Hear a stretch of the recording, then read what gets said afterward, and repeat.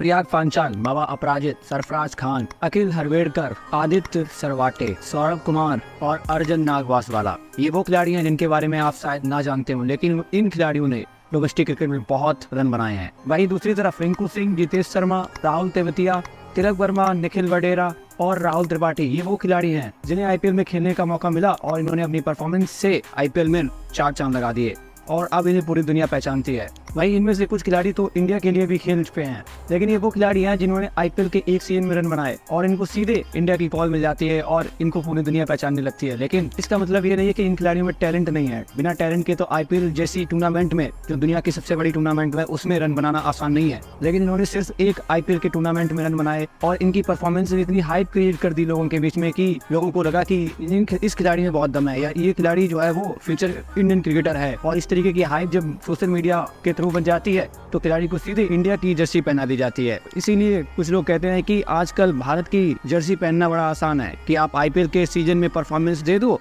और सीधे आपको इंडिया के लिए डेब्यू करने का मौका मिल जाता है। लेकिन हालांकि डोमेस्टिक प्लेयर्स के लिए इतना आसान नहीं है। सिवाय इसके डोमेस्टिक प्लेयर्स एक सीजन में रन नहीं बनाते, वो कंसिस्टेंट सीजन बनाते हैं और अपनी परफॉर्मेंस से बार बार सिलेक्टर्स का दरवाजा खटखटाते रहते हैं, लेकिन उसके बावजूद भी डोमेस्टिक प्लेयर्स को इंडिया के लिए सिलेक्ट नहीं किया जाता है। सिर्फ यही 4-5 खिलाड़ी नहीं है, ऐसे न जाने कितने डोमेस्टिक प्लेयर्स हैं जिन्होंने अपनी परफॉर्मेंस से आग लगा दी है डोमेस्टिक क्रिकेट में और लगभग हर सीजन वो इतने रन बनाते हैं और कई रिकॉर्ड तोड़ते हैं, लेकिन उसके बावजूद भी उनको कोई नहीं जानता, उनके बारे में किसी को नहीं पता, ना उनके बारे में इतनी हाइप क्रिएट होती है और ना ही उनको बीसीसीआई या सिलेक्टर्स इंडिया के लिए चुनते हैं। तो आखिर क्या वजह है कि डोमेस्टिक प्लेयर्स को उतनी तरजीह नहीं दी जाती है, उतना डोमेस्टिक प्लेयर्स को उतना वैल्यू नहीं किया जाता है आजकल जितना आईपीएल के प्लेयर्स को किया जाता है, जो एक सीजन में रन बनाते हैं और पूरी इतनी फेम और रिकॉग्निशन मिल जाती है जितना डोमेस्टिक क्रिकेट प्लेयर्स को नहीं मिलता है। तो आखिर क्या वजह है कि डोमेस्टिक प्लेयर्स को इतनी रिकॉग्निशन नहीं मिलती है और इसीलिए कहा जा रहा है कि आईपीएल जो है वो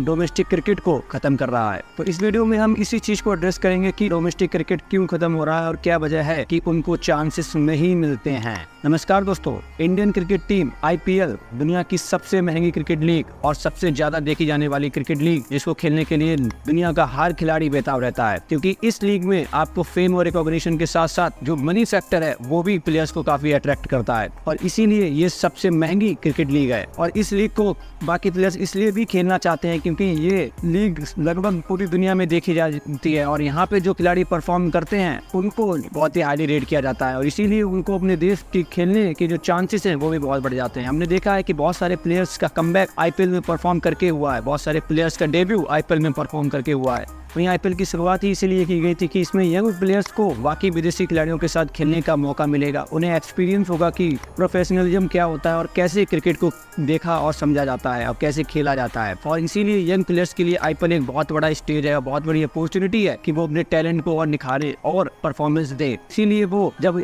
इस अपॉर्चुनिटी का फायदा उठाते हैं, परफॉर्म करते हैं, तो उनको सीधे अकेले डेब्यू कैप थमा दी जाती है, इंडियन टीम में सिलेक्ट कर लिया जाता है। लेकिन जो गलती रहती है कि उनको सिलेक्ट करने के लिए उनका सिर्फ एक सीजन का ही परफॉर्मेंस देखा जाता है। अगर हम आईपीएल के परफॉर्मेंस को ही देख रहे हैं तो आईपीएल के परफॉर्मेंस को 2-3 साल का अगर परफॉर्मेंस देखा जाए के बेसिस पर टीम को सिलेक्ट करना चाहिए। लेकिन अगर उन्होंने एक सीजन में परफॉर्म किया है तो तुरंत उनको इंडिया की टीम में सिलेक्ट कर लिया जाता है। और उसके बाद क्या होता है वो हम सबको पता है कि जब वो इंडिया की टीम में आते हैं, खेलते हैं, तो वो परफॉर्म नहीं कर पाते हैं क्योंकि इंटरनेशनल क्रिकेट का प्रेशर अलग होता है आईपीएल से। जहाँ आईपीएल में 250 से 300 खिलाड़ी खेलते हैं, वही डोमेस्टिक क्रिकेट में हजारों खिलाड़ी खेलते हैं और वो खिलाड़ी अपने स्टेट के लिए जबरदस्त मेहनत करते हैं अलग अलग टूर्नामेंट्स में और उनका जो सपना होता है कि वो एक दिन देश के लिए खेलेंगे और भारत के लिए खेलेंगे। लेकिन उनका ये जो सपना है ये इतना आसान नहीं होता है जितना आजकल आईपीएल के प्लेयर्स के लिए होता है कि एक सीजन में रन बनाओ और भारतीय टीम में सिलेक्ट हो जाओ। लेकिन डोमेस्टिक प्लेयर्स एक सीजन में नहीं, 2 सीजन में नहीं,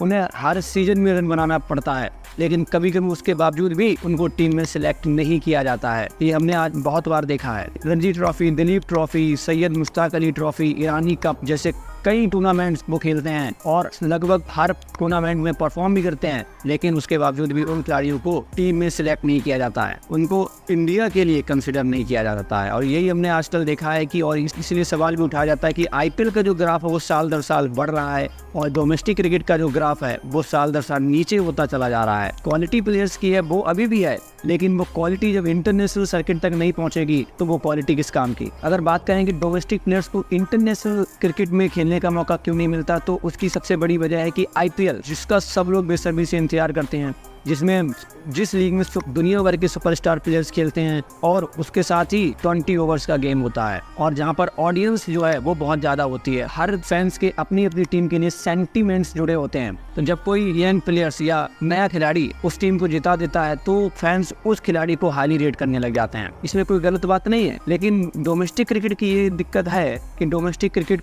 में ऑडियंस नहीं है, उतनी व्यूअरशिप नहीं है, लोग उतना उसको फॉलो नहीं करते हैं, खिलाड़ी के बारे में उतना जानते नहीं है। जब वो अपने परफॉर्मेंस से रिकॉर्ड बना देता है तब उसकी कहीं चर्चाएं होती है न्यूज़ में, मीडिया में। उसके बाद डोमेस्टिक क्रिकेट में इतना मनी फैक्टर भी नहीं है और डोमेस्टिक क्रिकेट की आजकल लोग इतना फॉलो नहीं करते हैं, ये बहुत बड़ी चिंता है। और मैंने अभी शुरुआत में नाम लिया इस वीडियो के, आप शायद ही कोई खिलाड़ियों को जानते होंगे, क्योंकि हमने देखा कि बहुत सारे डोमेस्टिक प्लेयर्स जो हैं वो व्हाइट बॉल में परफॉर्म करते हैं, सैयद मुश्ताक अली ईरानी में, दिलीप ट्रॉफी में, और उनको IPL में खेलने का मौका मिल जाता है ऑप्शन के थ्रू। लेकिन बहुत से ऐसे प्लेयर्स हैं जो जिनका व्हाइट बॉल गेम इतना स्ट्रांग नहीं है और वो सिर्फ रणजी ट्रॉफी खेलते हैं, तो उन प्लेयर्स को टेस्ट मैचेस में कंसीडर किया जाना चाहिए, क्योंकि अगर उनका रेड बॉल क्रिकेट स्ट्रांग है तो उनको रेड बॉल में कंसीडर किया जाना चाहिए। जो हमने देखा है कि सिलेक्टर्स आजकल ऐसा नहीं करते हैं, वो व्हाइट बॉल के गेम के प्लेयर्स को ही रेड बॉल में कंसीडर कर लेते हैं। जिस तरीके का हमने ईशान किशन को देखा है कि उन्होंने डोमेस्टिक में इतना कुछ खास परफॉर्मेंस नहीं है उनका रेड बॉल में, लेकिन उनको T20 क्रिकेट के बेसिस पर ही रेड बॉल में जगह मिल गई। उसी तरीके का सूर्य कुमार यादव को भी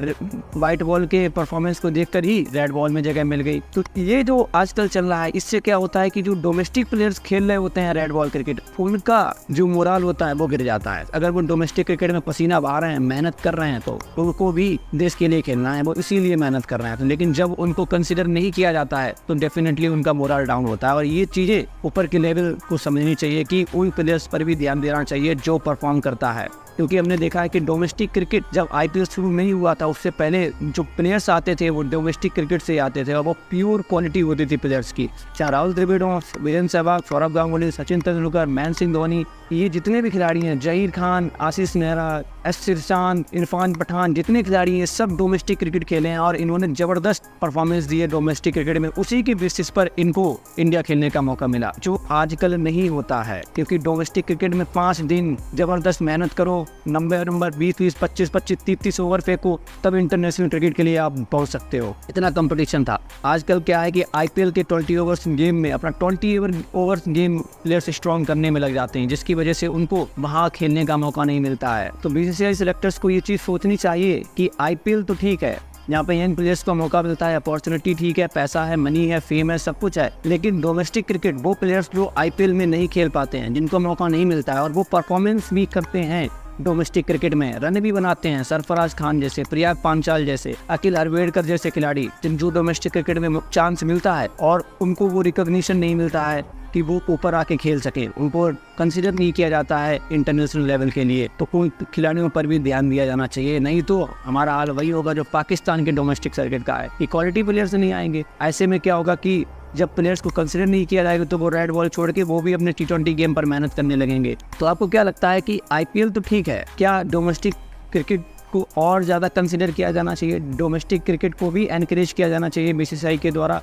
जिससे प्लेयर्स और क्वालिटी के आएँ? तो अगर आपको ये वीडियो अच्छी लगी है तो make sure you guys subscribe the channel and do like and share. Thank you so much for watching this.